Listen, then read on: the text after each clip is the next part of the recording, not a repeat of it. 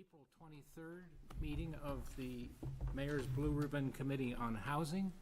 I'm Councilor Tabor, the co-chair. Joanna Kelly, unfortunately, our other co-chair, is ill tonight and can't make it. We also have Councilor Moreau, and we have lots of new faces, which is exciting to me. So why don't we just go around the table and introduce ourselves, and why you wanted to be on this committee and your hopes for it. So Start with me. All right. I'm Angus MacDonald, lifelong resident of Portsmouth. Both my grandfathers grew up here, so Portsmouth has always been a special place to me. Wanted to join because I wanted to blend sort of the need for housing, the character of the town. I really care about this place that I grew up in, so wanted to give back and get civically involved. My grandfather and my uncle John McMaster are both on the council, so yeah, always something I heard about, and happy to be involved here. Nice to meet you guys. Great. welcome, Angus. Thank you. Ollie? Yeah, so my name's Ollie Shag. I, like Angus, grew up in Portsmouth. My parents still own the house that I grew up in over on Cabot Street. I am on the Conservation Commission. I'm also part of the Porch Fest Steering Commission, so shameless plug, September 19th will be Porch Fest in Portsmouth. I wanted to join this because I was fortunate to grow up in this town, and I hope others are able to also experience that. Right. Jen Stebbins Thomas. I am a resident of Portsmouth. I was not born here, unfortunately, but raising 3 kids here. And I am a developer who builds hotels and also some multifamily housing and a little bit of industrial. So my goal on the committee is to expand the ability for people to move to Portsmouth, make it easier to build housing. Great. My name's Dagan Migradich. I'm one of the co-owners of Liars Bench Beer Company. This is my second term on the committee, much like Jen and some other folks here. Happy to hear some consistent remarks about all of us concerned about making certain that normal people can live in this town. And as an employer of the very types of people who are losing housing at a rapid rate, I'm seeing the firsthand effects of what it's doing to our community and our economy. I'm Byron Matto. I serve on the Portsmouth School Board. I think I've been interested in housing for I don't know, not quite a decade.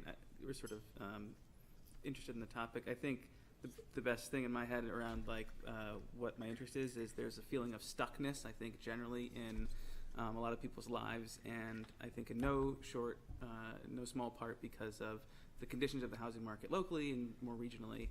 And so anything we can do to unstick those things, I think is what I'm interested in. Yeah. My name's Eric Anderson. I'm a prior member of the committee. I got involved with this when the Sherburne School project seemed to start to blossom into potential for workforce housing, and I've stuck with it to learn the variety of issues there are in housing. My goal is to see if the direction of this committee and any housing projects that take place that fall within the affordability and Eric, talk into a microphone. I think we've recognized that affordability is one of the greatest problems in the city, and to make sure that our direction in a housing perspective, brings back affordability. Right. And thanks for re-upping as well to Dagan and to Byron and Jen. Counselor? I'm Counselor Beth Moreau. I've been around a long time. I am the city council rep on planning board. I've been on every iteration of housing committees. I grew up in Dover. I've been living here for 26 years, and I love the city. Otherwise, I wouldn't give it so much time that I already do. I'm Eric Weinrib. I'm a civil engineer, work with Altus Engineering. I've been working in the city since 1985 as a civil engineer. I think I've seen a lot of things, the good, the bad, the ugly, as far as development, the process, the pushing out of the affordable housing and the change of the demographic. And from the permitting standpoint, I think that I bring a lot to the table and certainly understand the construction issues as well. And John asked me to be on. After I told him to ask you. Right. Joe Kelly and Beth each had people they wanted on. And I'm John Tabor. I'm in my 7th year on the council, and Joe and I co-chaired the last term as well. I have lived here 38 years, raised our kids here, started a newspaper to compete with the Herald, which was an artistic success only, and the play closed early. And then I was publisher of Seacoast Media Group for 20 years. So I've watched the city change over that time, from when there were boarding houses on McDonough Street, where folks making $7 an hour could live, to what we have today. And I'm concerned that if we can't find ways to create enough housing and enough, as you point out, affordable housing, that our economy's going to be constricted. And it's a town whose economy I was intimately involved with as at the newspaper for those 20 years. And I don't want to see us lose our vitality because we can't have a workforce. So, you know, it takes a diverse workforce to keep a city moving. And when you get to my age, you know, you want to have employees at CVS when you go in to get your pills. So you don't want to be in line forever. You're here. So, a little bit about last year. You know, we all put together action areas we wanted to work on. We formed some teams. We spent about 20 meetings of the last term working on Sherburne, gathering public input, and working with the city manager on the RFP process that resulted in Portsmouth Housing Authority taking on that project. We also walked many pieces of city property in addition to Sherburne to see what else we could turn into housing. And we created a housing trust fund, created the documents for that, and it's now up and running with $500,000 in it. Beth Moreau and Joanna and the committee helped out with the Gateway Neighborhood Overlay District, which is really the shorthand term for a development overlay for Commerce Way so that we can have higher density there, and in exchange, the developer will give the city an acre of land for workforce housing. And that project continues on. So those are some of the big areas of work. In addition, prior to the Housing Committee, there was a Land Use Committee, which Councilor Moreau chaired, and that had a much bigger effect than maybe all of you know. She and that committee rezoned a lot of commercial land in the city to be mixed use. So the corridor down Route 1, areas like Commerce Way, many parts of the city where you see housing happening now, particularly multifamily housing, had been locked up as commercial property. And that rezoning had a very significant effect. And we see that in the number of units that are being created for rental properties primarily. So that's a quick look backwards.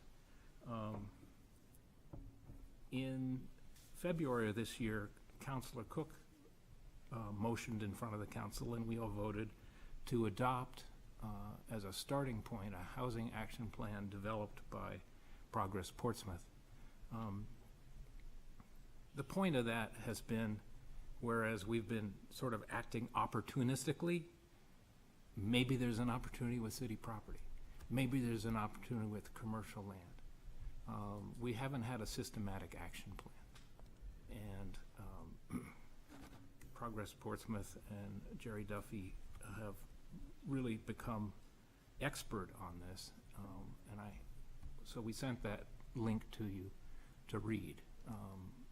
And it's a very good document with 146 areas for action. Our work between now and July, and it may take longer, frankly, than July, is to turn that document into our own document, in which we set priorities. And we're hopefully, and tell me and Joanna if we're not doing this, we're hopefully going to have a process where we'll get every one of your voices into a polling of what's most important, what do we need to work on, near term and longer term, and also what's feasible. You know, things could have a large impact but not be feasible. Things could have a small impact but be very feasible. So we'll try and run through those filters in our work in the next couple of meetings.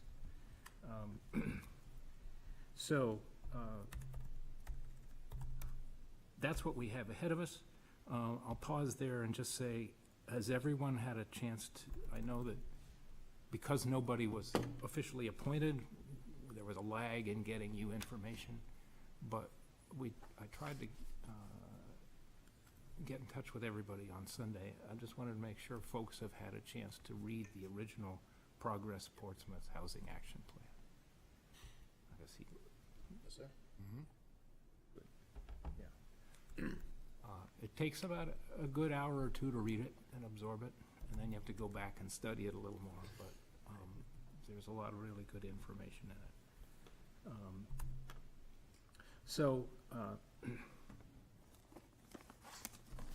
I'll pause there and just get any thoughts around the table on that program of work and how we can maximize it.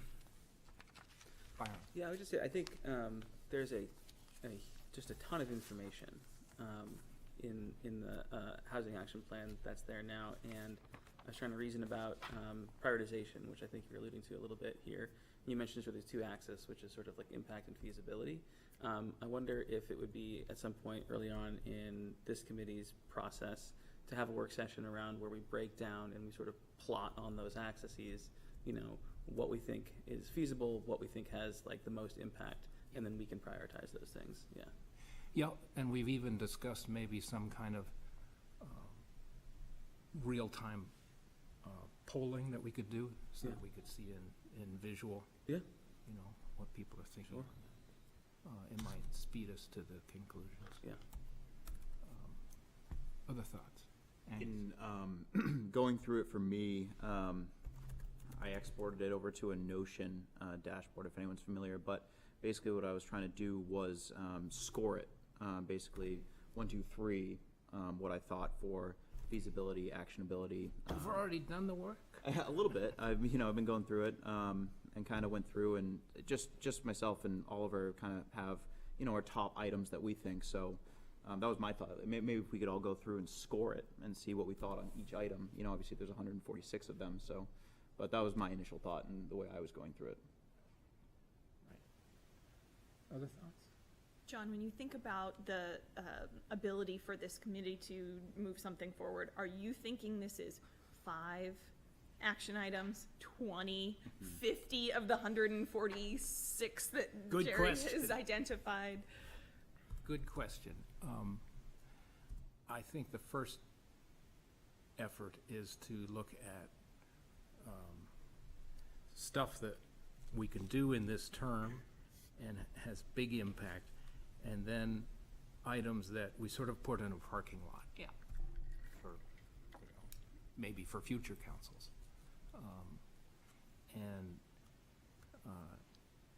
We asked staff to do that exercise, and that's what was sent out in the packet. That doesn't mean we have to blindly follow that. We can add, we can delete to that, but we wanted a starting point. You know, how many? That's a hard number to quantify, but if you try to do everything, you end up doing nothing. And so I think we want to focus on what can we put the city's resources into doing in this coming term, and can we get an action plan around that with goals and timelines? But first, you know, can we split the list between high impact, let's do it this term, and parking lot? So that was our thinking. Does it make sense for staff to introduce themselves at some point? I'm sorry. You did kind of skip right over them. No, that was them, that wasn't John. I got rolling there, sorry about that. Let's see, Peter Britz, Director. Yeah, so want me to introduce us, Yeah. and you want me to give you a little background on what we did also, just so you have that? Yeah. Yeah, so I'm the Director of Planning and Sustainability, Peter Britz. I know most of you from the last version, but I've met everybody else so far, so, and, you know, part of the reason there's 3 of us here tonight, Peter Stith's away, but there'll be 4 of us in the department working on this now, instead of just 2 of us that were pretty tight with time as it was. So we've freed up some capacity. I'll let these guys introduce themselves, but I think the idea is that we'll be able to serve the committee a little better with a little more staff support. Yeah. My name is Isaac Gilbo. I'm a planner in the planning department here in Portsmouth. I specifically staff the Historic District Commission, and I'm happy to be kind of staffing this board as well. So I'm looking forward to the progress that we all make. My name's Stephanie Casella. I'm a planner in the planning department. I work primarily with the Board of Adjustment, also have a hand in Technical Advisory Committee and Parking, Traffic, and Safety.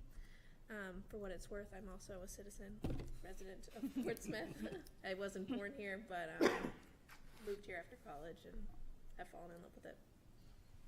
Great. And so if I can, just briefly, we took the Progress Portsmouth actions. They're listed still by number in the second column. And the 4 of us all read through them with Peter Stith. And Councilor Tabor said it'd be good if we had a shorter list for the meeting so the committee couldn't try to go through all of them at once. And so we took our crack at going through them and then putting short-term, long-term, maybe a little bit of notes about whether it's a good idea to talk about after the master plan. And thought that'd be a good starting point. There's certainly more in that list. It's a pretty robust list, but these are ones that we thought were more city-focused and that, you know, could be prioritized more easily. And we changed the language a little bit just to make them a little simpler to read. Right, and maybe just give a nut paragraph on the master plan and where we are and what that would be. Sure, yeah, so the master plan had the second big public meeting last night, which is really a update and to the community on what they've heard so far and trying to get feedback to guide them through the last stages of it, really. So at this point, they've taken a lot of input from a lot of different sources and have some different ideas they're moving forward with that they'll be sending out more feedback, engaging the public more with feedback on that to try to get a solid plan in place. And so look for opportunities. There's a survey on the website. You can go see the boards that were at the meeting last night if you're interested. And those are a good place to provide feedback on what you see because they kind of lay out like the different town center ideas, some of the transportation ideas that are in there, zoning change ideas, things like that are laid out on boards, and you can provide feedback to the consultant or to staff, and we can take that feedback and they'll incorporate it into the document as they move forward. Yeah, so the master plan is running in parallel to this process, but we're gonna hopefully finish sooner than the master plan. That's looking at January of next year. Right, they're gonna be working on the feedback all the way till fall. So this entire summer, they'll be taking in feedback regarding what they presented last night. So it is gonna take time. It'll be probably the end of the year before we actually see their draft. So anyone, don't feel like you have to rush, but it would be great. There, by the end of this week, I think they're going to have all the boards that were actually at the event last night will actually be online, and you won't be able to interact with them like you can in person, but you can, take notes, and if you have feedback for any of their concepts, and email it to the staff or to the consultants, and they'd be really happy to incorporate everyone's feedback. And Monty got the boards up today Oh, where are they? on the master plan website. Oh, you he go already to- has them up? Oh, all right. I don't know how he did his. I thought you meant last the year. physical ones. Oh, no, they're not up. They might be put up. We used to put the last ones up in this room, Yeah. so we may do that. Yeah. The Progress Portsmouth document categorizes things in some big buckets. Zoning and land use, which is, I think, where we'll spend a lot of time, and we have spent a lot of time, but there's big opportunities there. Permitting and process, that's a lot about how much friction is there to get something through the land use boards, and how could we make it frictionless. Incentives and financial tools.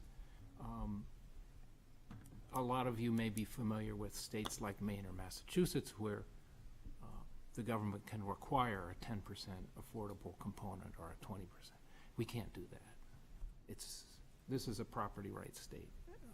But we can incentivize, and have done so, around the city. And there's a couple of hundred units that are permanently deeded to rent out at below market rates as part of an agreement with the city that we would give either parking relief or more density or things that would make the project more profitable. So that's incentives and financial tools. Obviously, the Housing Trust Fund is another financial tool. And there's a whole area of exploration of how we would get money into the Housing Trust Fund, how we would use it. That's a big topic. And then there's public land. This committee worked a lot on public land last time with Sherburne and getting an acre at Commerce Way. There's a few more opportunities. One of the choicest, in my opinion, is the back lot of City Hall. It's also probably the politically most difficult. But, if you could walk downtown from housing, that would be great. And then partnerships and capacity. That's a lot about working with other non-governmental entities to make housing happen. And preservation and anti-displacement, that's, I think the most important thing there is we have a lot of units that are deeded in the city below market that those deeds will expire, and they'll go back to market rate if we do nothing. Yeah. Would something like NOAA, the naturally occurring, fall under the Yes. preservation anti as well? Okay. Yes, naturally occurring affordable. Right. Yeah, and there's, we still have some below market rate units where the landlord's just a really nice landlord. But those tend to get sold and spruced up and rented for more money. So I think, and then education and outreach, and data collection. Those in the Progress Portsmouth plan are pretty rigorous and pretty ambitious. It would be developing a lot of housing data that we could track. And that's a challenge for us. That's a challenge to think about. But those are the big areas. I think we'll spend a lot of time on the zoning areas. There are success stories around the country of cities that have found ways to liberalize their zoning, rationalize their zoning so that it's easier to build. And as Ryan Pope of Housing New Hampshire says, as much as you can make things happen by right, so you don't need to go to the ZBA for variances. That's where you want to end up. That's where the puck's going and where you want to skate.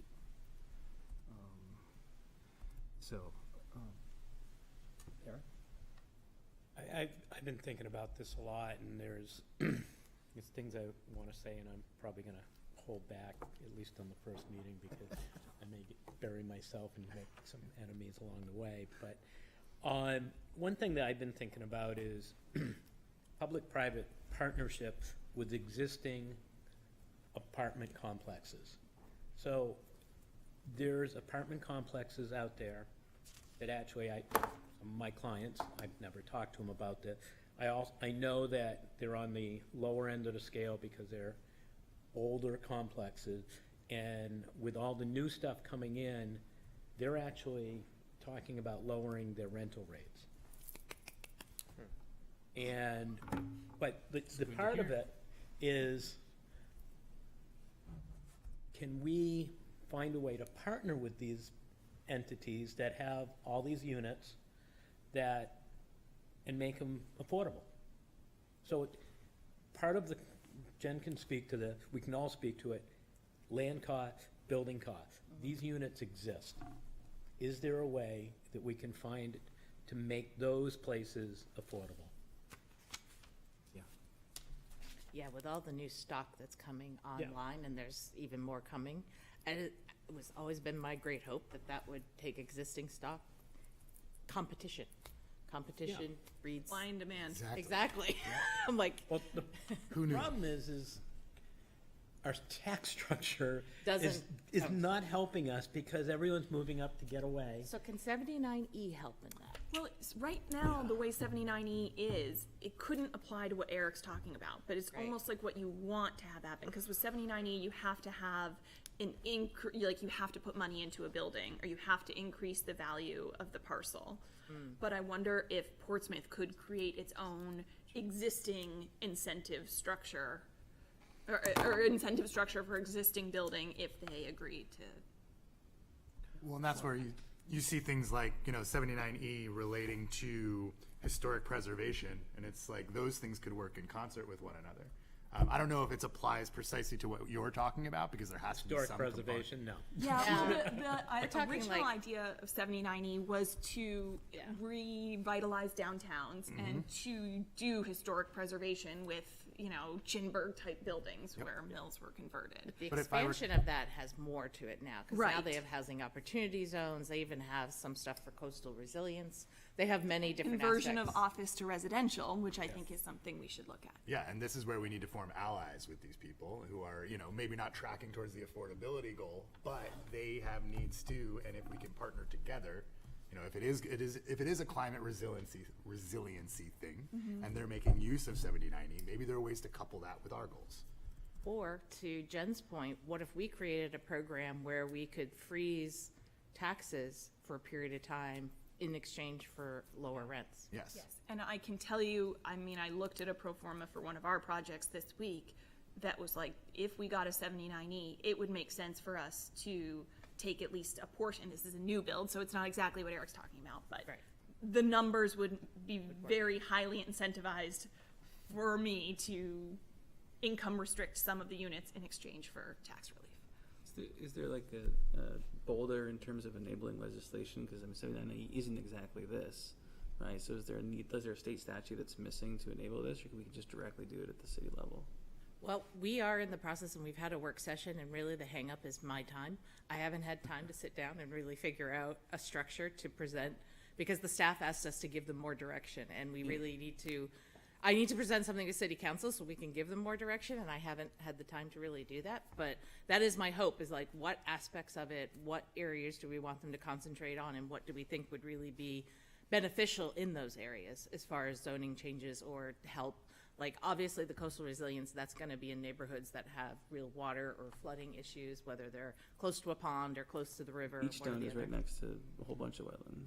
Right, exactly, next to a whole bunch of wetlands, but there could also be areas where there's just real opportunity to create more housing. Maybe it's a really commercial area or something like that, but we need to, as a council, and maybe this committee can help with this, is take what 7090 can do and all the information we've gathered and put it into a framework to give them direction and how to implement it. Because when they started to look at it, it's just so voluminous. It's like we have to give them some sort of more of a narrow focus in order to try to put that into. Which is slightly different than what Byron's asking, which is like 79E wouldn't apply to what Eric's saying. No, it wouldn't. That would have to be a We'd separate have to program. create our own new. We would have to do that as a city as a outright if we Yeah. found that was, and maybe that's where the housing trust could help, right? Maybe the housing trust could supplement that sort of thing. If we had a building with, depending on the units, and I don't know, come up with a formula. I don't know if our model that we got through RKG could actually help come up with some numbers for that, as far as how long, and maybe we could get 10 years, or maybe your taxes are flat. They either are frozen or they only can go up a certain percentage each year if you're willing to, because obviously the numbers for workforce housing always change. I'm totally pulling this out of my you-know-what, but I feel like that's kind of the This is direction where we we can could think go. and talk at the same time. That's healthy. Well, I think it's also important to reflect on the previous session and learn the lessons that we were learning the hard way.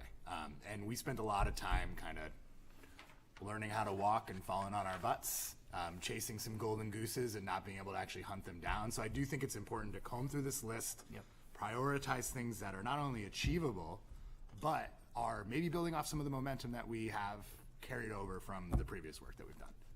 Yeah, and we'll get to going through this list, which, again, is not the final list, because we can drop or add things from the 146, but. There's some duplication probably too. Yes, Yeah. I think there's some, we can Yeah. merge some. But I did want to just hang on to that idea of freezing taxes for building owners who keep rents low. And whether that's 79E or some other mechanism that we come up with. It can't be 79E. 79E wouldn't do it, but I think what we have to do is ask the legal department whether or not under our statutes, whether or not that is a feasible program that we could create. I mean, we ask them first, just because if we statutorily can't do it, we just don't do it. But if we have statute enabling legislation that would allow us to do that, we'd have to be a combination of legal and the tax assessor, I would think, would Any need to help thoughts with from that. staff on? Yeah, on the 79E wouldn't work on that, but 79E would work for housing opportunity zones, and it's just a matter of selecting some areas where you'd want to try it. And what you said was what I was hoping a developer would say, is that this is enough of an incentive for me to put workforce in the housing, because we have incentives in our gateway zone right now.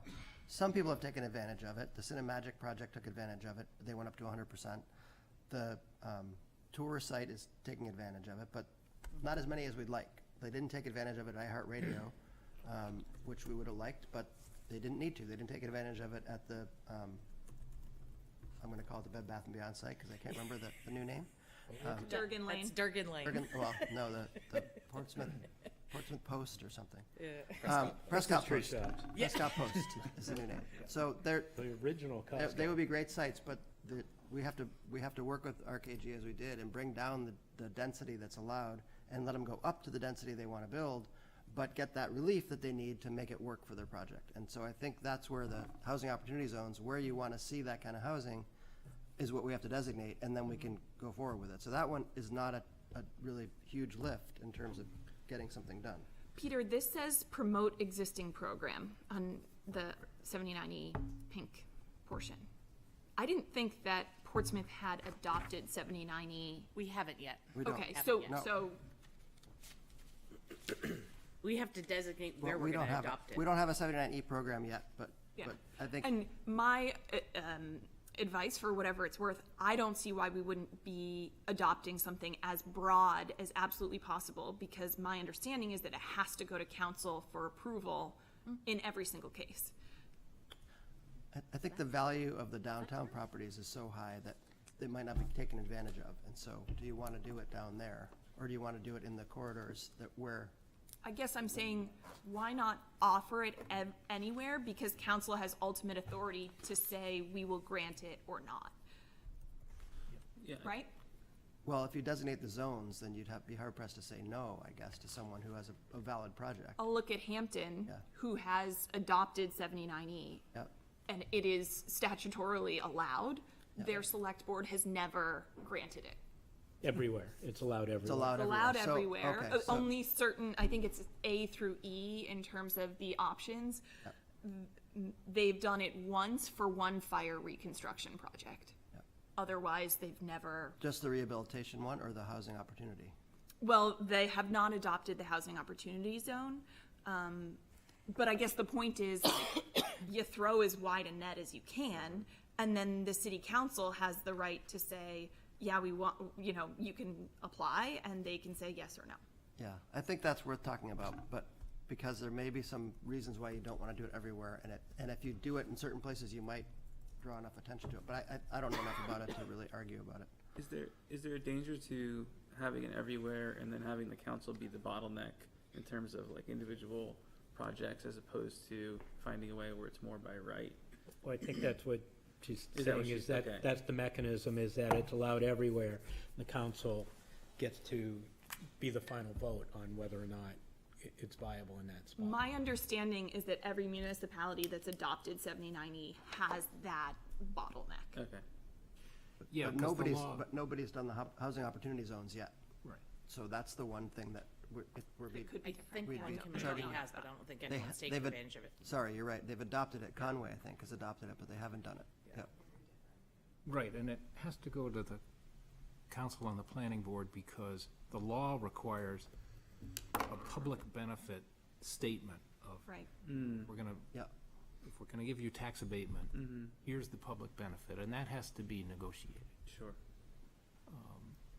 But that, so yes, it's hard to have it happen by right, but,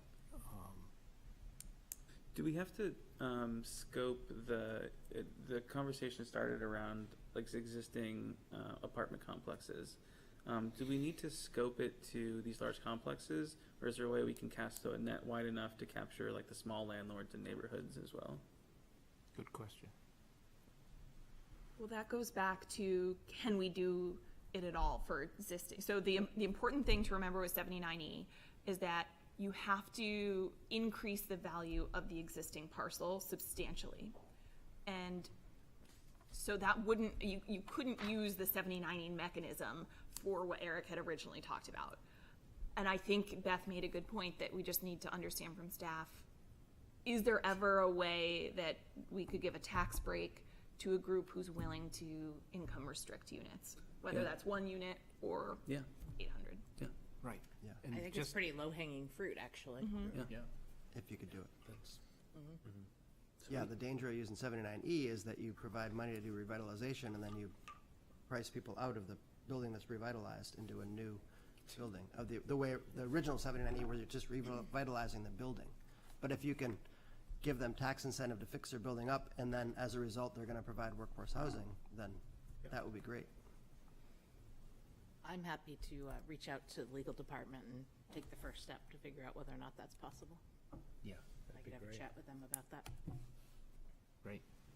It would seem like the devil's in the detail of what the exchange is going to be, you know, and I think would that come across it on each individual application?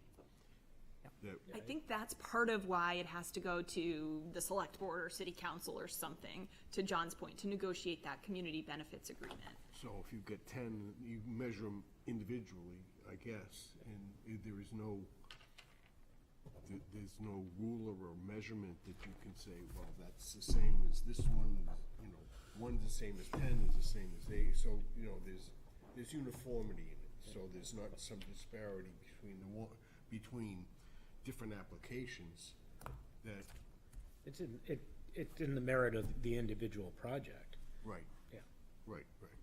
But there's gotta be some measuring stick to say Yeah. that there's And that's where some the- uniformity Yeah, in it's it, where in the the council- exchange. Yeah, where the council goes, wow, we're gonna get so many affordable units and we're gonna lose this much in tax. That's worth it to us. Or No, it's not. No, there's a physical component to Yeah. this that you have to, you also have to put into the mix in the discussion to say, what it is. I feel like this is a good candidate for a framework in terms of the housing resource panel, right? Is the maybe starting points for these folks to, in terms of like what a fair trade is, just as like a template. Yeah. I mean, Like on the if the city housing resource panel portal is a thing where people can go and get resources, it seems like a great place for if I'm an apartment complex or a landlord, and this program, and this is sort of downstream of we can do this, right? You can go and understand maybe parameters around which there's likely approval from the council, or yeah. yeah, and I think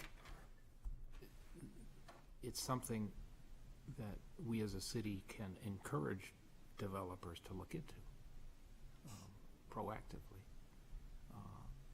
I know that Dover did that with their old city hall, or maybe it was an old courthouse, but they encouraged 79E utilization to make that happen. But Dover's been very careful to make sure that there's and you mentioned it, Jen, there's a money-making component for the city in the long run. So they're not, they're not giving away anything. They're incentivizing a project, but then over time, they're gonna make more tax revenue because of the project that came in. And so that's the important That's the piece. trade-off. Yep. Yeah. That's the balance. They also- Wait to get paid, basically. They also have a lot more land. Yeah. Yeah. That's the, They do. Oh, they do. Yes, on the other side of the Yeah. spot, yeah, for sure. So that's one we can research. Basically, the idea of keeping taxes low in exchange for reduced rents.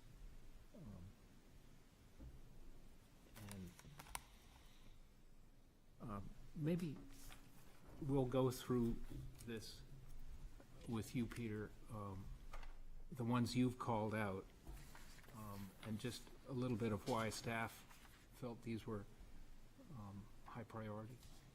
sure, yeah. Well, I guess high priority for sure, but also doable, I think, was part of the analysis we took in. So, well, adopting the housing action plan obviously is something that we're working on tonight, so we're gonna keep working on that.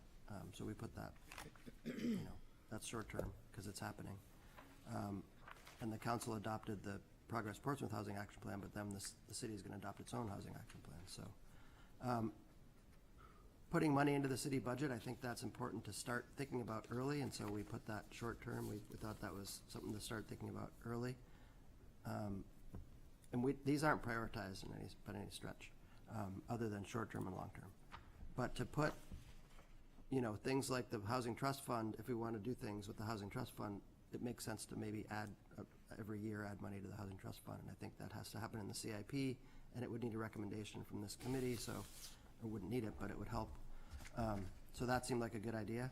And not just on the operating budget side, but there are towns and cities who raise bond issues for housing Sure.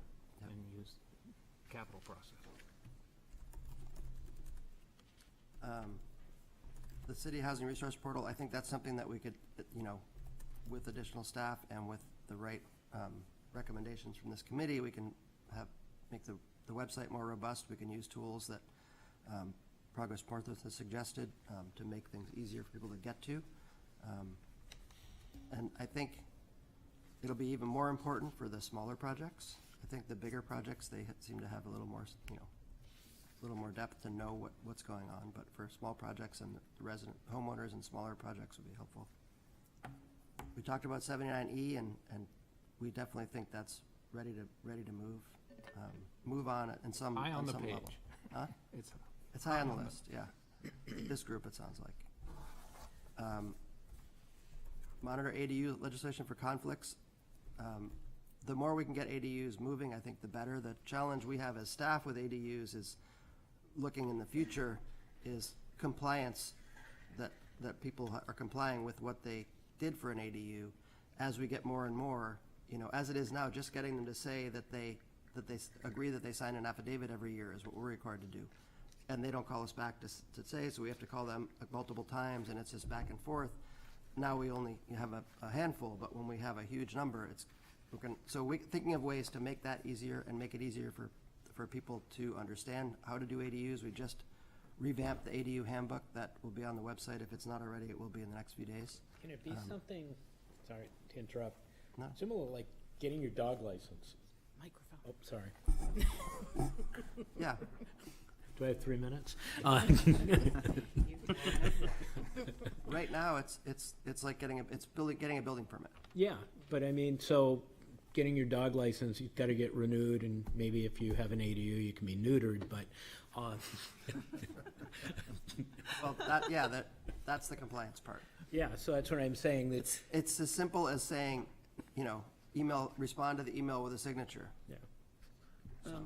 Maybe we need some way to make it punitive, I Yeah. guess. Byron? Maybe it's a dumb question, but why are we asking ADU owners to re-comply every year? They're not using it as short-term rental or other things that are in violation of the We're zoning. still owner occupied. Owner Corporate occupied. ownership or something. And they need to sign this every year, this affidavit? Yeah. And They that's don't have to like sign it is every that from the RSA? They have to acknowledge that they signed it. It's in the approval by the, Yeah.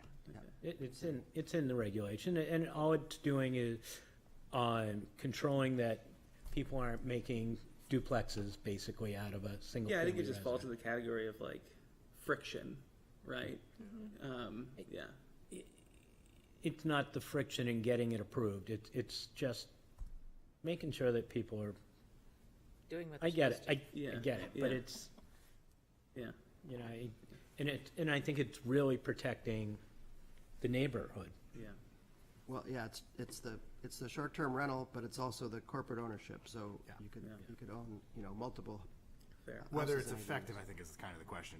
Maybe I'm, Yeah, I think people, they get their ADU built and they're like, why would I ever talk to you again?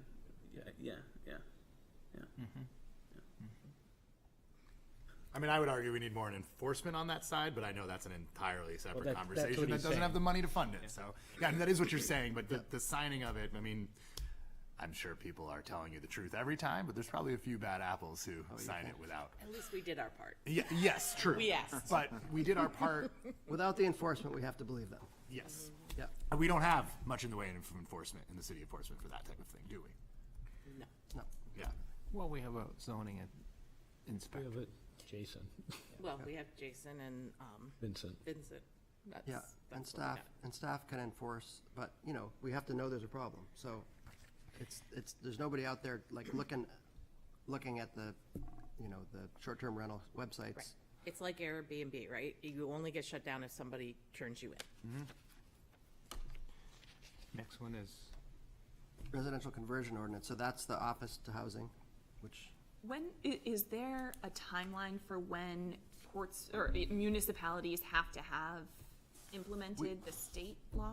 we are working on it. There's some complexities in the way it's worded that has slowed us down, but I think if someone came in to convert office to housing, just like when they came in to do an ADU, when it was allowed it by right, we didn't make them get a conditional use permit just because our regulations hadn't changed. We said the law's changed, so you can do it. So we'll work with people, but we want to get the language right, so we're complying with the state law, but some of the things in the state law have inconsistencies, I guess I'll say. But that is a good one. There's a lot of housing, a lot of office that could be converted. I know it's hard sometimes to convert office to housing, but, You gotta correct me if I'm wrong, Peter, but my understanding of this state law was that you basically could build housing wherever you could build an office? yeah, You could build housing in all Commercial. commercial districts. Yeah, okay, thank you. Yeah, it just can't be industrial. Right. Right. Commercial, but not industrial. either. So what you're saying is you read the that's law, allowed now?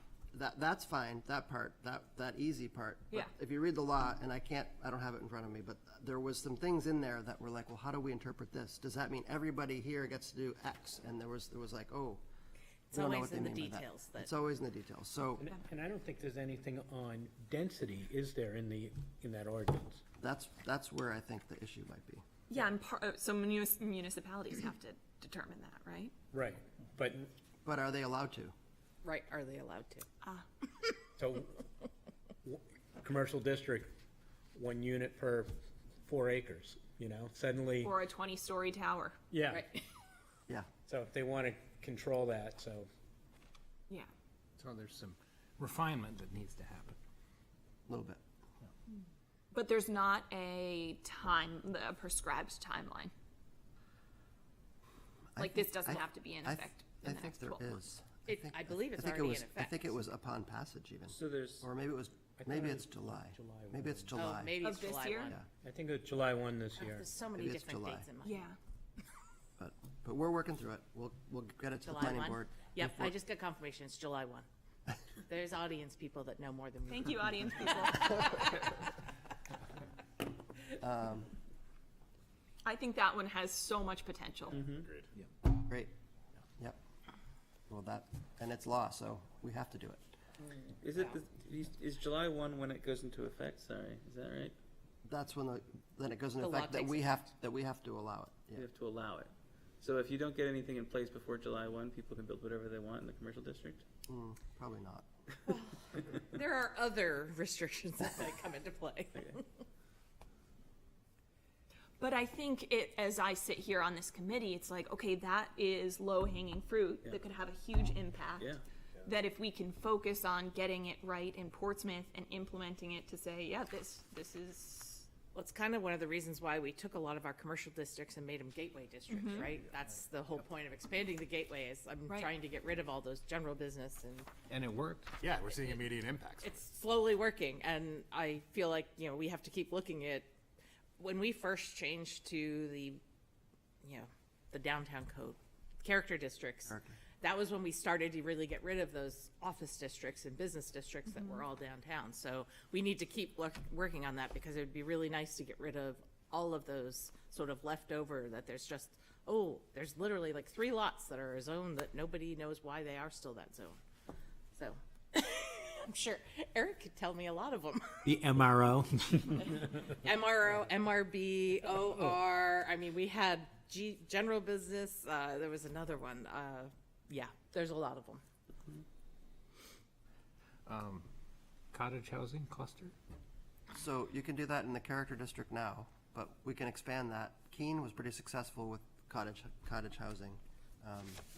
It did result in quite a bit of infill as well, the way that it's worded in their ordinance, which I don't think is a problem for them, but I think it's, something we want to consider as we do it. Can you do it in residential districts, like I single believe family? I believe they can. Yeah. Okay. So that needs to, we want to make Gateway, that's an allowed use in Gateway. Yeah, that would need to be moved to other districts, so that's the, sort of it needs to expand to the gateway zone, it says here, yeah. The in lieu of fee option, so that is in the GNOD now, to some degree.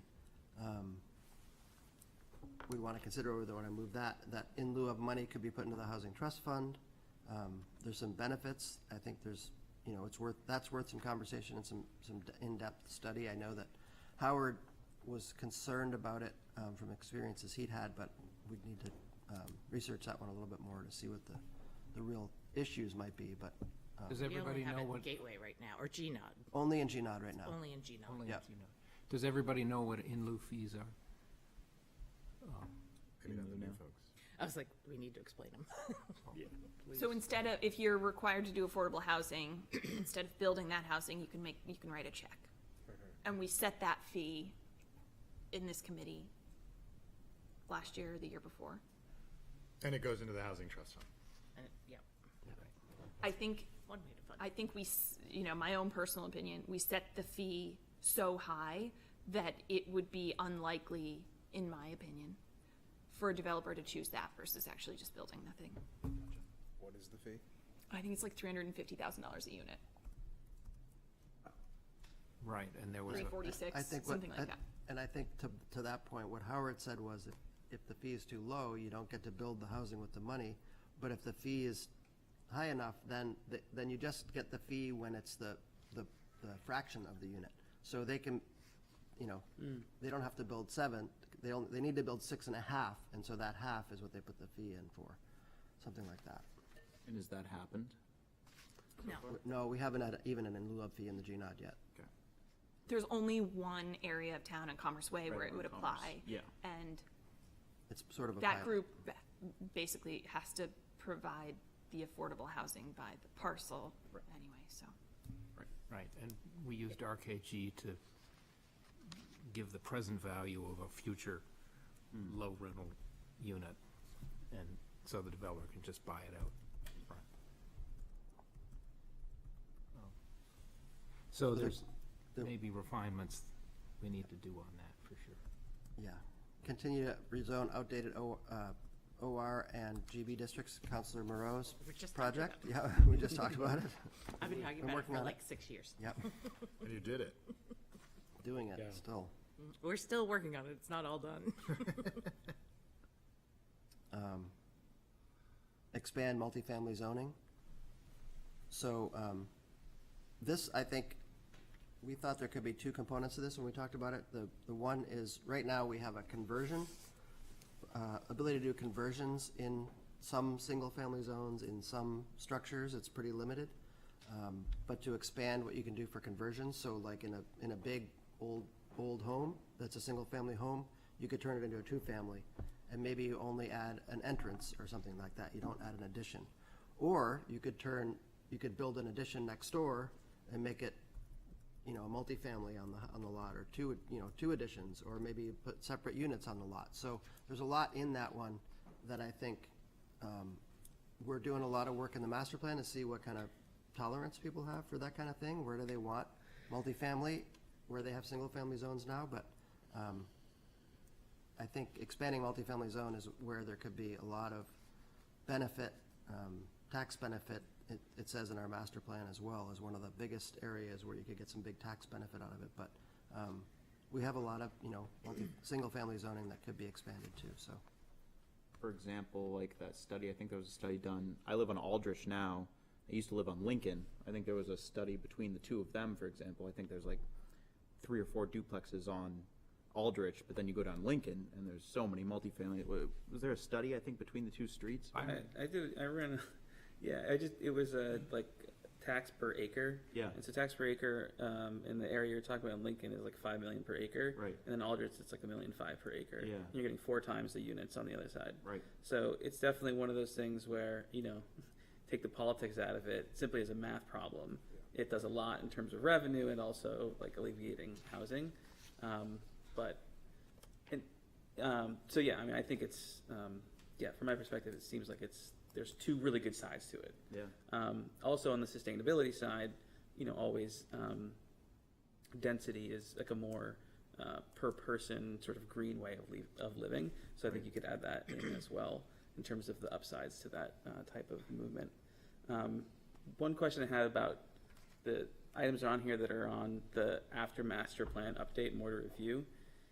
After master plan update, so what's the timing on these? Are we saying we can't act on these, or we don't think we can act on these until what time?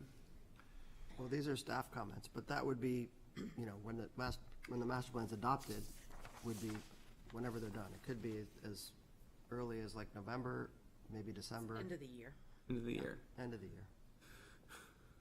There was something about July in this committee. That's just the housing action plan. Okay, housing action plan. It's not Okay. actually getting anything done. It's Okay. the actual getting the plan. I just want to make sure we have the Done. breadth in terms of like if we have to wait for the action or the master plan. Okay. Okay. Got it.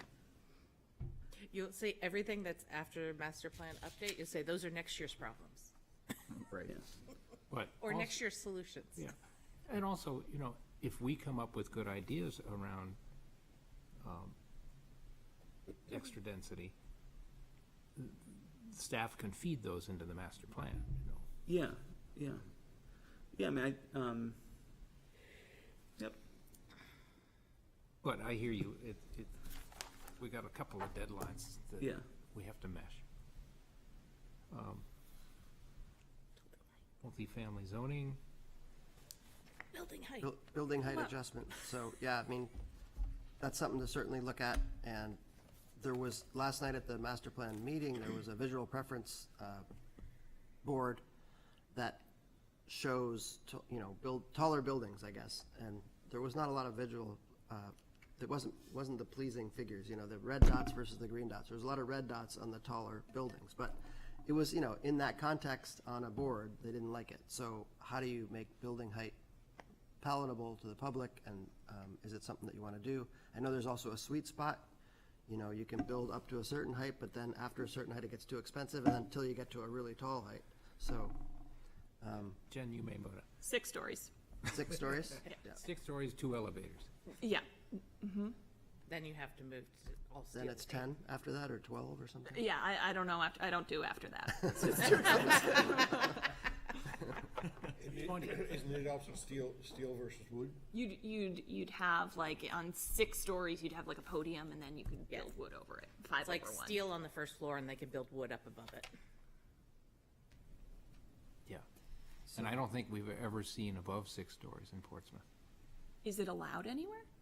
No, it's actually not. It's a good reason why we haven't seen it. For reference, how many stories is the North Church? Doesn't count. Yeah, that doesn't count. I heard somebody say you can't build taller than the North Church. This was years ago. Yeah. Is that just a wives' tale? No, it's well below the Well below height of that. that spire. Yeah. In practice, I don't think anyone would allow someone to build a 6-story building right next to the North Church. I think that the city has, seen that as a symbol and tried to protect it in any way it can. But yeah, I mean, there's not a whole lot of land around it either, so. But I think Jen's right on, is there's the Goldilocks building height. Not too short, not too tall. Yeah. And where do you do it? So that's the challenge, is where But do you, we don't let it happen. where do you right do now. it? Yeah. So that's an opportunity. I think the Rockingham's pretty tall. It is. I wonder It's- how many that is. It's the biggest, tallest. building. Rezoning. Yeah. Yeah. I can tell you, when we first started doing form-based code back in 2013, when I first joined the planning board, the consultants wanted us to leave height out of it and just talk stories, and we were shut down by the public, completely and utterly shut down. Yeah. We need to do politically viable things. And those red dots would be appearing if we started talking about that. I just want to put that out there, like we were completely and utterly shut down to do it that way, so. Yeah, and it depends on where, though, We're gonna try it at Commerce Way and Yeah. Yeah. see how it works. Yeah, no one wants a skyscraper in Market Square. Right? Of course. But hey, why not on the outskirts of town? Why not? Yeah. I mean, next to the Service Credit Union building? Yeah. Yeah, it's a big building. Behind the But I Home want Depot, Cheetos God to go forbid. away. So lot sizes and dimensional requirements, this again, could be a density thing, but it's also setbacks could make houses bigger, accommodating, ADUs or multifamilies. So that one could, bring more people living in a smaller area. Yeah, Yes. I think of the MRO, which is, it's what, 1 per 15,000? 15, yeah. That's ridiculous in downtown. And, yeah, so there's a lot of, And even look at the GRC, GRA, Non-conforming. GRB, SRB, SRA. Why do we have 5 zones for residential districts, right? That are just residential for Yeah. the most part.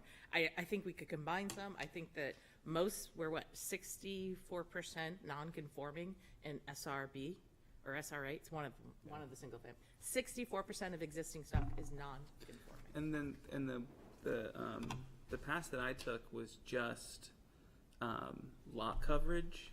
It wasn't even setbacks because I couldn't read. I know staff have actually. Oh, staff done did it? this. Okay. Yeah, okay, they did yeah. that for Housing Committee last year. Okay. I think it was. Yeah. They had Peter Stith had come up with all these statistics about certain zones and how they were, what percentage of the properties were actually non-conforming. Yeah. Yeah. I was wondering as we were thinking about ADUs, and it'd be great if we can just like blanket bring some of those setbacks in and lot coverage, those sorts of things for the zones. But for ADUs specifically, if there's incentives around like being more generous with setbacks in, so if you're in SRB, you take the GRA setbacks if you're doing ADU, right, as a way to incentivize that. And then further in that same line of thought, bring in like the tax incentives or tax deferments. Like, you know, if you promise your ADU is workforce, Stack we'll them. give you 10 years deferred. Yeah. Or what about allow them to do an attached and a detached, and one has to be rented at workforce housing levels? Yeah. Dover already does it. That's a great idea. The ADU does, it has to comply, the detached has to comply with accessory structures rather than as a primary structure, so it's What is- a little bit of relief there. Have we got into situations where there's like detached, but there's just like a connector that people are doing? Is that anything that, All our ADU law that I spent, Yeah. a year redoing, got wiped out with state law, so we don't You have can any do either. requirements anymore. You can do either, yeah. Yeah. so if can you do if you either. build like essentially like a detached ADU and then like put in a breezeway, you're now have an attached ADU? No, I don't, would it be? Yeah, if Yeah. it's attached, yeah, Just Yeah, by a it- breezeway? Yeah, I yeah, mean, you could, structurally. I remember a situation when the first was coming in and someone was trying to do a detached and we didn't allow it. And I think Yeah. the board said, have a 2x4 Yeah, connected to, and yeah. it was just Two coffee the most cans and a ridiculous string. thing, but, yeah. Yeah.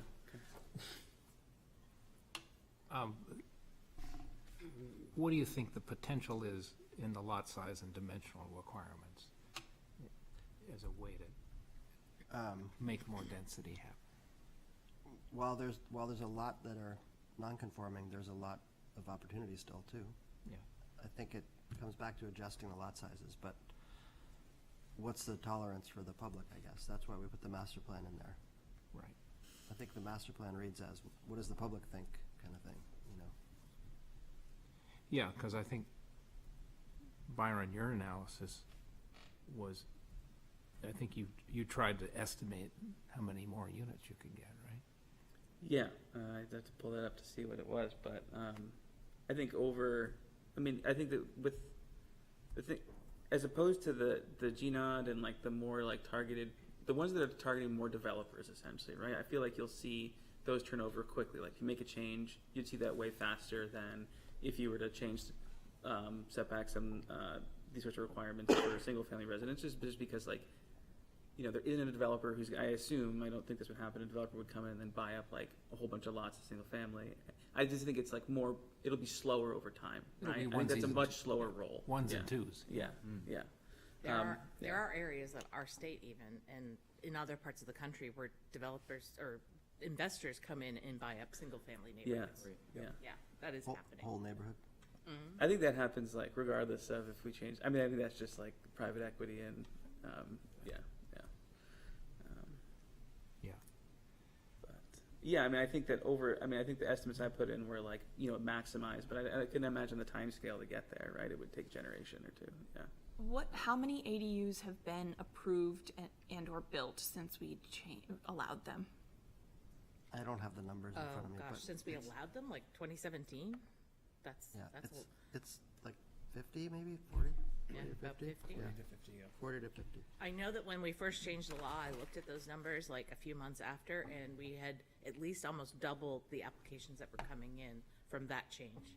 And I've heard that they've gotten even more since the change with the state law, so. I think we had 15 last year. Which is, it's wonderful. Yeah. Yeah. But to your point, the scale of it relative to converting some zoning where Yeah. you can put in a 200-unit multifamily building. Absolutely. I just think it's, I in my head, Development with the, is it worth it in the short term? Maybe not, but it's taken us a couple generations to break the zoning to where we can't do anything. It's going to take that amount of time to Yep. unwind it, yeah. I think I've got something here that, it's market rate ADUs, and, but it includes garden cottages, and from 20 to 25, I think there was 34, at least, there was. 20 to 25?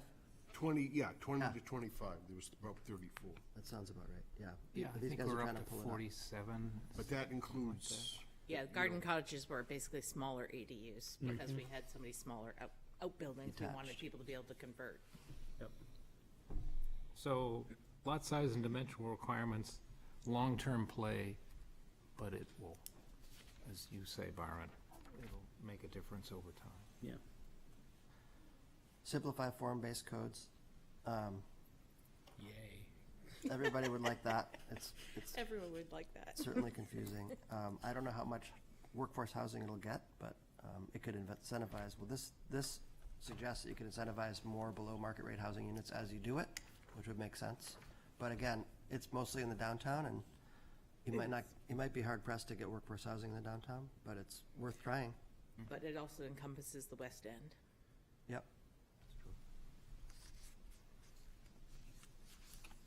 Live-work zoning, reform live-work unit regulations to expand access and reduce restrictions.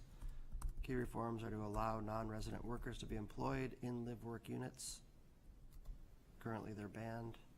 And expand into South End District.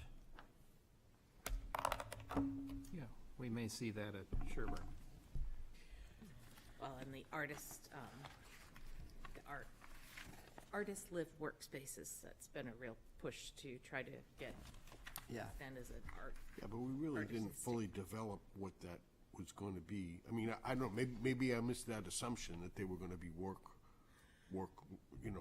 housing station, units, but I don't know that we ever get into the depth of that. No, I wasn't talking about actual units, but I was talking about there's been a push from the artist community to Yeah. get more live, work, artist Oh, units. okay. Yes. And that they're also pushing for us to try to do a, basically an overlay zone of encouraging and finding incentives for artist space. And we had talked about the West End. Yeah, and I think there's some money in the CIP for that. You can tell them. To work with a firm that's done a lot of that work around the country and had pretty good success. They found the numbers on that. Yes, so we have currently 65 ADUs. in Since Portsmouth. 2017. Exactly, yep. Great. A lot of times, some people apply and then they just never build them. Well, Isaac, yeah, is that built or is that applications? As far as I know, those are applications. Whether they were built, our data doesn't have that specificity. But approved, right? Approved. But these are all approved ADUs, yes.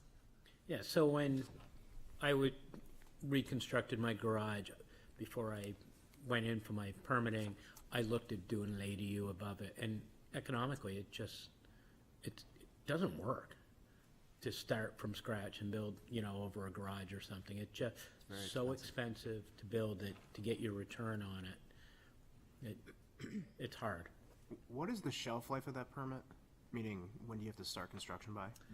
So once we give them approval and they obtain a building permit, they have about 1 year to start construction. And then they need to show progress, if things are taking a long time or what have you, every 6 months that there's progress. Otherwise, it would then lapse. Yeah, so to clarify, it's just a building permit right now, that's the approval you need, but if there's an approval previous to that, you need a variance, you need wetland conditional, use. Those have expirations as well, so you have to look at the two. Simplify form-based code. Oh, we did that. We did that one. We did that one. Oh, then, yeah, live work. we're to outlying neighborhood development. And we did live work. What are we at? Outlying neighborhood development. Rezone areas to allow new residential neighborhoods. Yeah, we put that was a long-term one because I don't know that we wouldn't allow it. We have subdivision ordinances. I guess it's where's the space for that?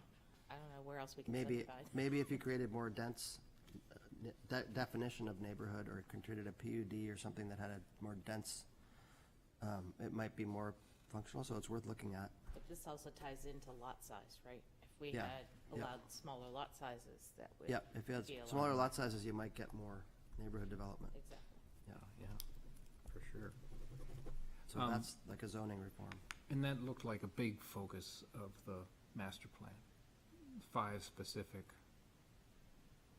Oh, in areas, 5 different areas to do town center type development, yep. Right. And to, invest in the amenities, invest in Yep. West End, you see a parking garage, things like that.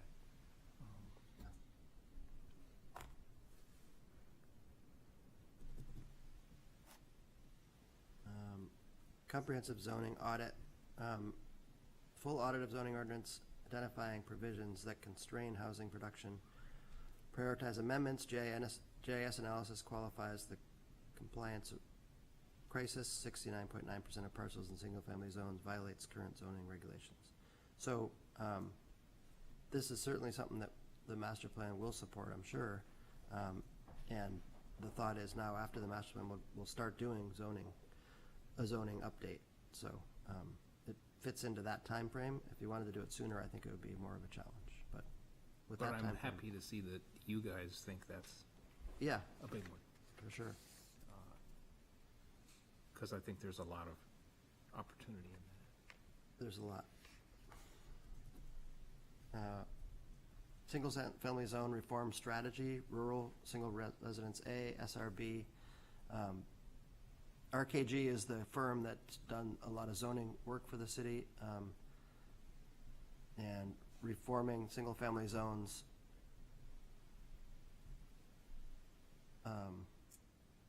Could have a big impact. Definitely the bigger zones could have an impact. What is it? SRA is an acre, and SRB is like half an acre.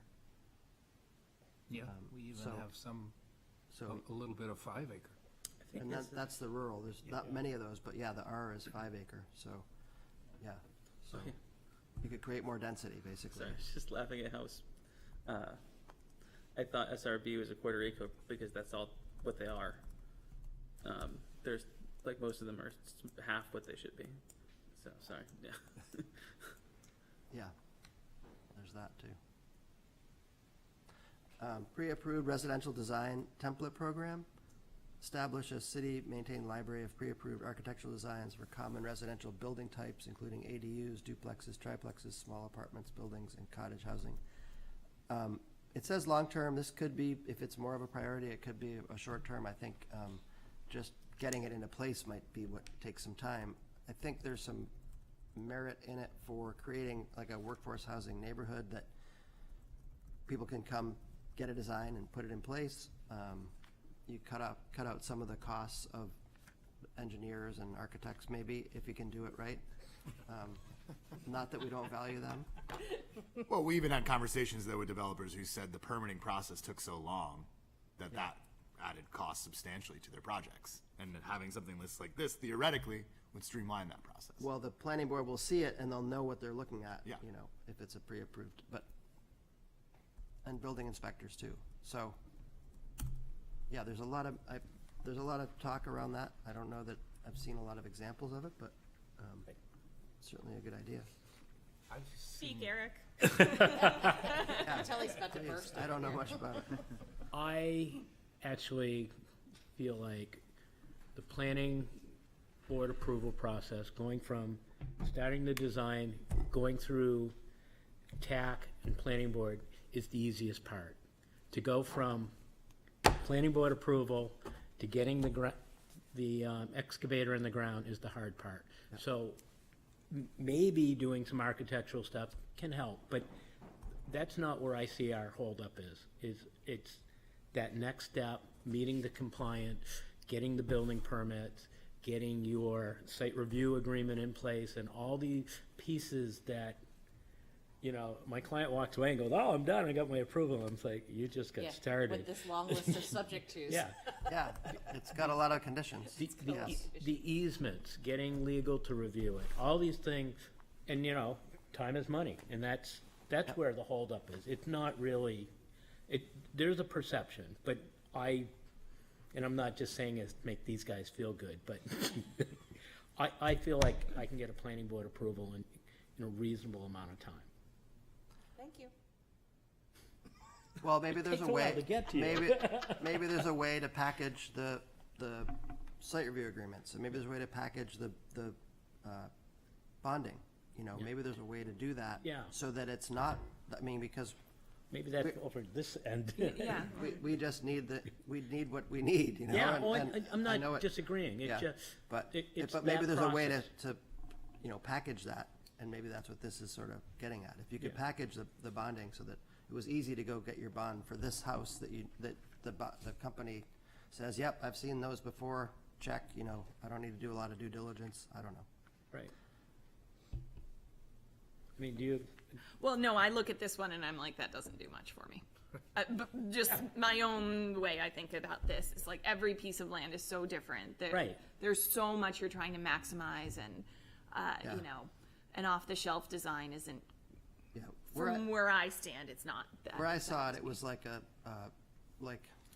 place that had a big subdivision, and they had a bunch of lots, and people wanted to buy one of the lots, and they'd come in and they'd say, I want this house, and then they'd go through the planning process with that house. So it's more of a build your own, But- rather than the developer building them all. They but would. that's what the developer is doing. He's giving But if the them, developer isn't part of that, if you're just buying the lot from that subdivision and doing it yourself, and you have a house you can put in, then it would save you time. that doesn't happen much anymore.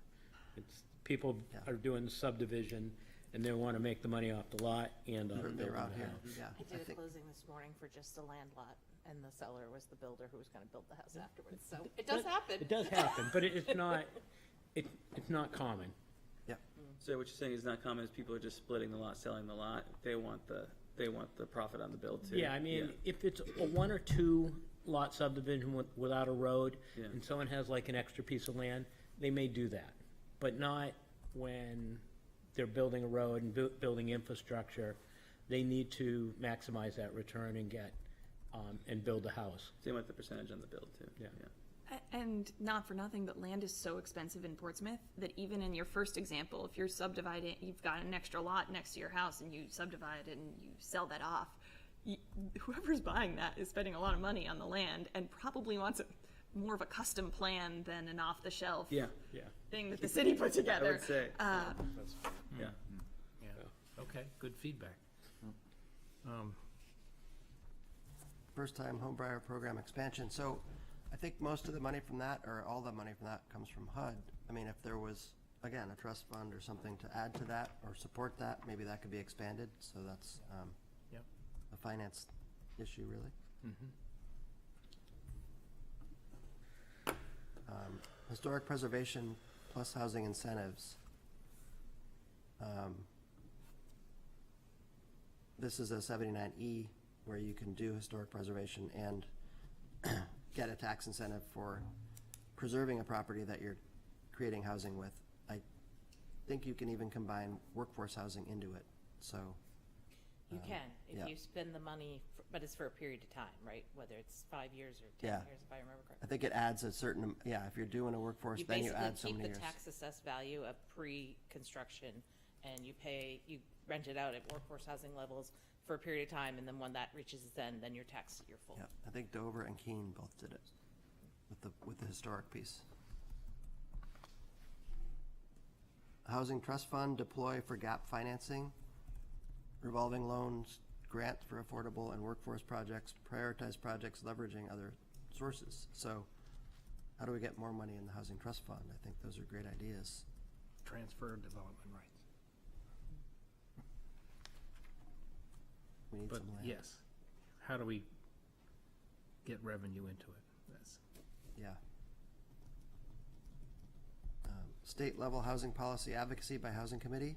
I think this is, organized lobbying for state level changes, inclusionary zoning, enabling pillow tax authorization, other tools, bring to legislative subcommittee if necessary. I would think it's something that would be in the legislative subcommittee's priorities, but it's what the appetite of the committee is for that kind of thing. On that, is there anything moving through Concord right now we should be aware of? Oh, there's a lot. A lot. It'd take us a couple of days to discuss it all. But we could try to tailor some things for the committee to know about. Just consolidate and link. We actually have a legislative committee and staff people that actually Track them. track it all. Yep. So we do know about it. It's and just, advocate and write letters and give Yep. testimony and. But I'll make a note to see if we can bring some of that to the committee.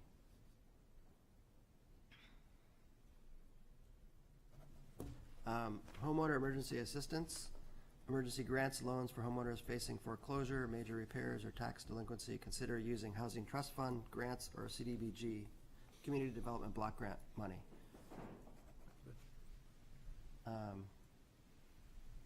Yeah, I think this is a great one, if we can come up with the money again. Right. Everything costs money. Federally subsidized unit preservation strategy. Proactively engage owners of federally subsidized housing, map existing subsidized housing owners. So I think mapping it is a good first step. I know Osprey has some that already expired, but has some more that haven't yet. I don't know how many years they have left. But would they accept money from the Housing Trust Fund to hold on to the, Does PHA already do that? Yeah. does PHA do that? With, I'm wondering if they already track which units. oh, You might not have to do that research, is what I'm getting yeah, at. yeah, I don't PHA think might it'll be already a, know. yeah. Yeah. But if you get a big enough loan fund, you know, you can help PHA recapitalize some of these buildings. Right. And that can have a big impact.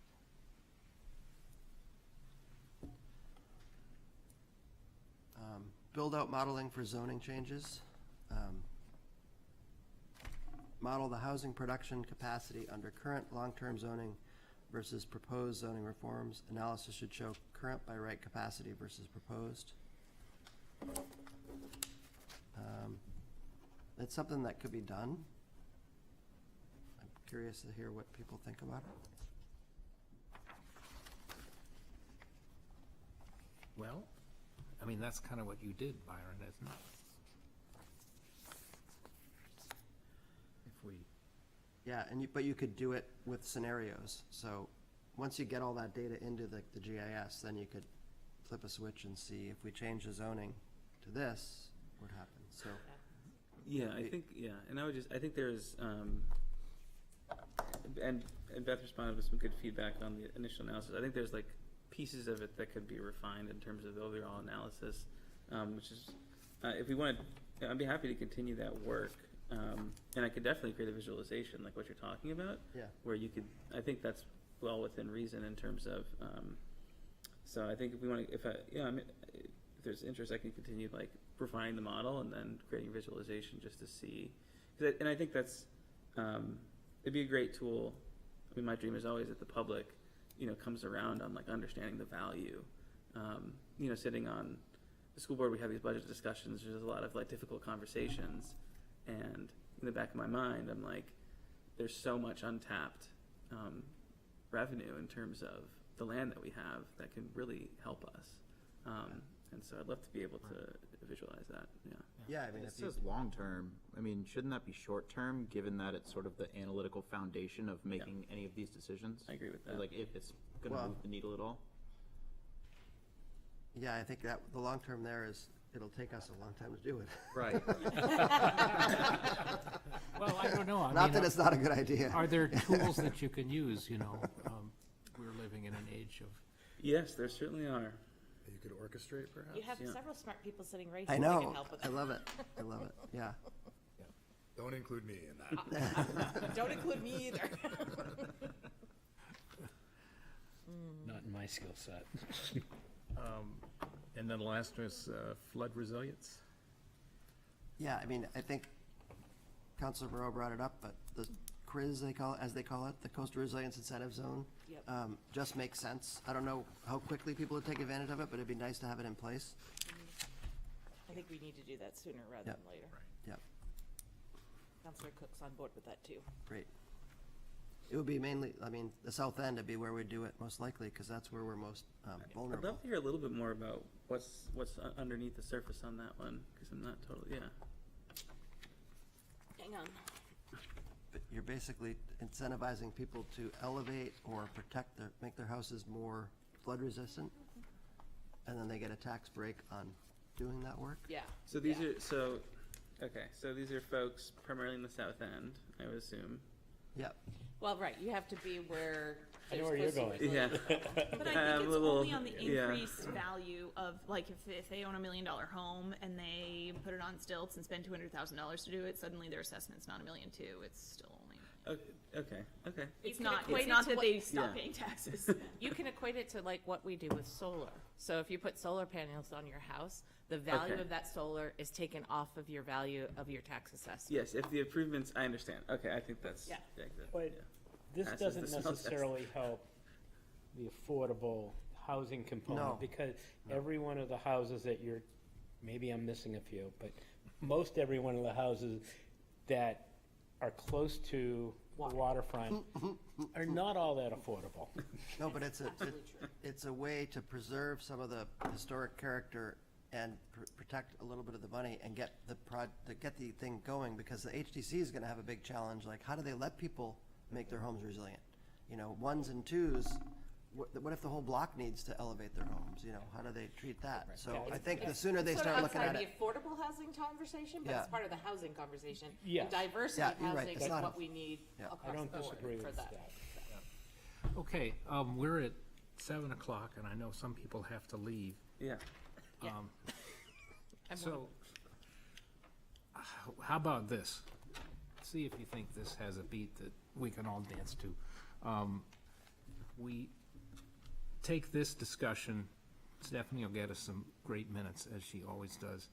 But if there are things that you think are low priority to drop, bring those to next meeting. But more important, if there are things from the 146 that should be in here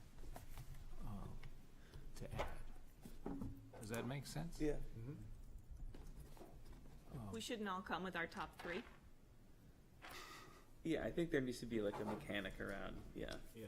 Yeah. That makes sense. Hit top something, 3, 5. I was thinking in my head, I was like, oh, we each get 10 votes and then we can apply them. I mean, there's many ways to slice it. Yeah. But top 3, yeah. Would it help to do it in a doodle poll format, where we send out a doodle poll? I don't know how you'd organize it. You guys would probably know better than I would. We tally it. Yeah, but I don't think you and I are the ones that can come up with the right program for that. I don't know what the questions we'd ask. That's the question. You know. Okay, yeah, I mean, in my mind, we would start ranking and prioritizing by impact and feasibility at the next session. Yeah, I think that's a Real great time. idea. I think we get the matrix up and then we get the blocks and have some visual moving of the blocks in terms of impact and effort. Well, Yeah. right, if we do that in conference room A, we can do that up on our nice Yeah. new Yeah. smart board. Yep. Okay. Yep. Okay. So we're in the process of creating a toolbox with a variety of, tools in the box to build something. Yeah. All right. Now, I think at some particular juncture, we want to know what we want to build. There's no straightforward formula for where we think things ought to go. No, this is just doing the framework for priorities for a plan. Understandable, all right. But, I mean, I just recollect in the first iteration of the committee, we set a mark, all right? And remember, it was kind of a debatable issue, but we set a mark of 500 affordable units. And, so we had a goal to attain, and I think we did an admirable job in that. I don't think it goes away, I don't think, no, it doesn't. that goal. But I mean, I'm just curious, when we have our toolbox and we go forward into what we're gonna achieve, are we trying to achieve a housing market or housing condition in the city that we get to a point of saturation and all of a sudden we start to see, some of the market rate conditions relax to make more affordability, and or do we go straight for affordability? I'm not, I think it has some merit in the discussion where we I want to think go within the committee. that's a discussion we need to have, and let's put that on the agenda for next time. We have a hand up from Jerry. We need a quick vote to suspend the rules. So moved. So moved? Seconded. All in favor? Aye. First question, shall I get up to the? Yeah. Yep. You can go there. Yeah. Or here. Or Jerry, if you want to sit over here, then the mic right here. Are you coming to have public comment in the future? Yes. I just had a couple of things. One was there's a, it's connected to the Housing Action Plan, and it's a housing policy reference library. It's got a bunch of interactive modules, including things like, well, explaining why permanently affordable housing is so difficult to build. You have to build a capital stack. So if you're not familiar with that stuff, you can go into that library. There's various topics in there, so I just wanted to point that out. Let's send that around to everybody. The other thing that just jumped out, and I'll only take a minute, was Peter mentioned a couple of times public tolerance. Yes. And I think, I know you you probably have PTSD at some of the meetings you have to go to where there are people who show up at those meetings who are opposing projects. But public tolerance is a trap if you just gauge it by who shows up at meetings. And so I would encourage the committee to find a way to get a much broader sense of public sentiment. The 50% of the population that rents are not usually represented in this whole process. They have the most at stake in this whole process. And so there should be a way of balancing that. Obviously, you have to take, when people show up at meetings, sometimes with their attorneys and the butters show up, you have to listen to them, obviously. But that needs to be balanced, and I think that's something that it's almost like a philosophical thing from the beginning, that you have to be willing to find out ways, explore ways to do that. And there's probably ways through electronics. We talked to some of the younger members of the committee, how would you communicate to these people that don't normally come to these meetings, because their voices are important, need to be heard. So, and it's the other thing is, it's great to see you guys got right into it tonight. It was really good to see that. So thank you so much. Thank you, Jerry. Thank you, Your Jerry. time. Really appreciate it. So maybe next meeting, we'll do a real-time ranking and voting. And let's also, if there are things that aren't on what staff has that we should add, let's bring those. Okay. Should we agree to bring a top certain number to next time? Just to kind of have it in I think mind? it's helpful to have in your head Yeah, what your I think so priorities too. are, Right. because Good. being very action-oriented on this committee will Yes. be helpful. Okay. I agree with that. Yeah. And it's a housing action plan. Right. Right. Right there. Got a housing rumination plan? Okay. Do enough ruminating. Yeah, on wow. that time. Thank you, because, we get, as counselors, we get stuck in process ruts. So this is John, good. is this meeting time going to be the standing meeting time moving forward? Third Thursday of the month, 5:30. And if the committee thinks we need to add additional meetings, we can do that. If the committee thinks we need to form some teams around certain things and have report backs, we can also do that. But I think we don't want to take that on tonight. So the 21st will be the next meeting. Sounds about right. It's warmer. Okay. Anything else for the good of the effort? We've got more members, they just couldn't come tonight. Yeah, who was missing? Andrew? Caitlin, Andrew Simonis? Aaron. Caitlin McGrath, Yep. Mary, right? Mary Lawrence. Mary Lowe? And Andrew Simonis. Yeah, okay, Yep. those three. Great. And then Assistant Mayor Kelly. And Assistant Mayor Kelly, yeah. Awesome. Okay, Thanks, everybody. thanks. Motion to adjourn? Second. All in favor? Aye. Aye. Bye. Thank you all.